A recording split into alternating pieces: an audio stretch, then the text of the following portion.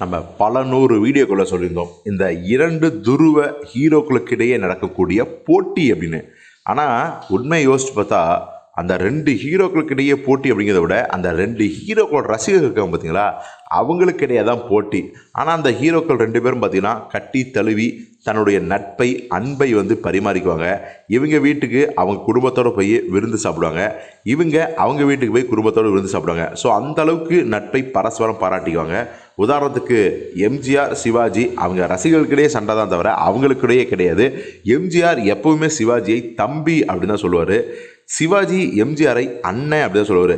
ஏன் சிவாஜியின் மகன் பிரபுவும் ராம்குமாரும் கூட எம்ஜிஆரை பெரியப்பா அப்படின்னு தான் இப்போ வரைக்கும் சொல்லுவாங்க. அந்த அளவுக்கு அன்பு பாசம் நேசம் அந்த 2 ஹீரோக்களுக்கிடையே அவங்க குடும்பங்களுக்கிடையே இருந்துச்சு.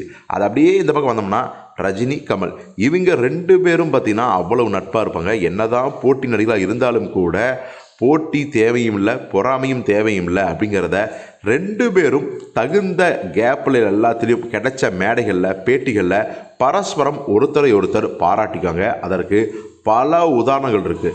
உதாரணத்துக்கு 2 நிகழ்ச்சிகளை சொல்லலாம். கமல் 50 மற்றும் கமல் 60 இந்த 2 விழாக்களே போதும் அவங்களோட நட்பை பற்றி சொல்கிறதுக்கு. அதை அப்படியே கட் பண்ணி வந்தால் அடுத்த தலைமுறை விஜய் மற்றும் அஜித். அதே மாதிரி தான் 2 பேருக்குள்ளேயும் பார்த்திங்கன்னா போட்டி இருக்குது. ரஜினி கமல் எம்ஜிஆர் சிவாஜி அளவுக்கு உள்ளுக்குள்ளே பொறாமை இதெல்லாம் இல்லாமல் இல்லை அப்படிலாம் சொல்ல முடியாது. ஆரம்பத்தில் 2 பேருக்குள்ளேயுமே புகைச்சல் இருந்துச்சு. 2 பேரும் பட்டங்களில் கடுமையாக தாக்கிக்கிட்டாங்க. ஆனால் கிட்டத்தட்ட ஒரு 40 வயதுக்கு மேலே 2 பேருக்கும் ஏற்பட்ட பக்குவம் காரணமாக அந்த போட்டி மட்டுமே இருக்க தவிர அந்த பொறாமை வைத்தறிச்சல் இதெல்லாம் இல்லை அப்படிங்கிறத நாம் நிச்சயமாக சொல்லலாம்.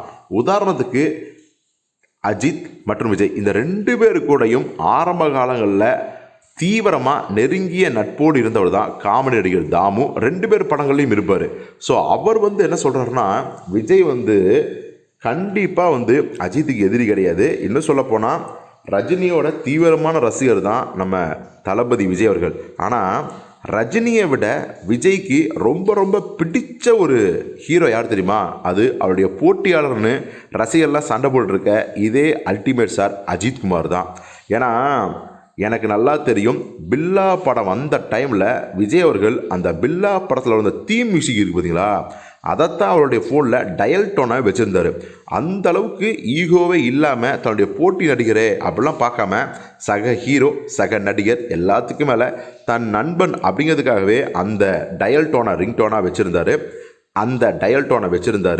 ஸோ இது தெரியலாம், மற்றவங்களை பற்றி கவலையே படாமல் தன்னுடைய இமேஜை பற்றி கவலைப்படாமல் என்னடா இவர் அந்த ஹீரோட ரிங்டோனை வச்சுருக்காரு அப்படிலாம் நினைக்காமல் நிச்சயமாக விஜய் அவர்கள் பண்ணிய சம்பவம் உண்மையாலுமே நெகிழ வைக்கக்கூடியது. அவருடைய நட்புக்கு உதாரணமாக தான் இதை நம்ம சொல்லி ஆகணும்னு காமெடி நடிகர் நம்ம தானு சொல்லியிருக்காரு. ஸோ விஜயோட இந்த பெருந்தன்மை பற்றி நீங்கள் என்ன நினைக்கிறீங்க அப்படிங்கிறத கமெண்டில் சொல்லுங்கள்.